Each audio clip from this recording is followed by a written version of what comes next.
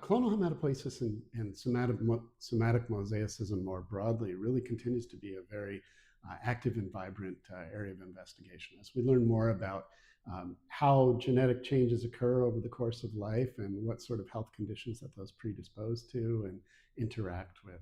Some of the more recent developments, in addition to refining risk scores for predicting outcomes in patients with clonal hematopoiesis, include the discovery that tumor-infiltrating clonal hematopoiesis is a risk factor for recurrence in non-myeloid tumors.